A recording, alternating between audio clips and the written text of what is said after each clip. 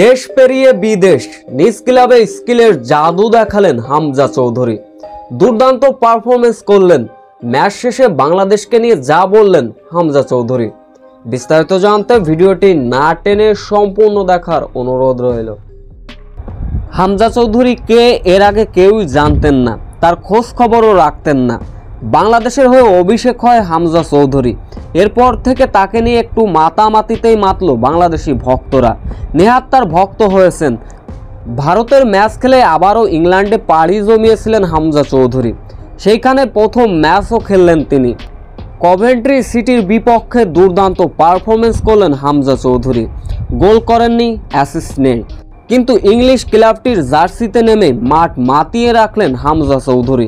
দুর্দান্ত পারফরমেন্স করেছেন।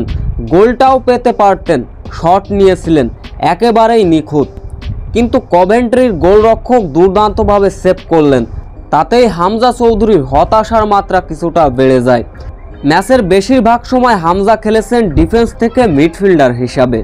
2টা ট্যাকেল, 4টা ইন্টারসেপশন, 1টা ব্লক, 3টা রিকভারি, পাশাপাশি ফাইনাল থার্ডে 3বার বল পাস দেন হামজা চৌধুরী। দলের জয়ে অপরিসীম ভূমিকা রাখতে পেরেছিলেন হামজা চৌধুরী। তাতে অবশ্য ম্যাচ জিততে সমস্যা হয়নি তার দলের। 3-1 গোলের ব্যবধানে সহজে জয় পেয়েছে। ম্যাচ জয়ের পরে অবশ্য কথা বলেছিলেন হামজা চৌধুরী। সেখানকার সাংবাদিকরা জানতে চেয়েছিলেন বাংলাদেশের হয়ে খেলার অনুভূতিটা কেমন। তিনি সোজা সাপটা বলেন, বাংলাদেশের টিমকে মিস করেছেন এবং নিজের দেশের হয়ে খেলতে পেরেছেন, এটাই তার কাছে অনেক কিছু, এবং দেশের তার ভক্তদের তিনি মিস করেছেন বলে জানিয়েছেন।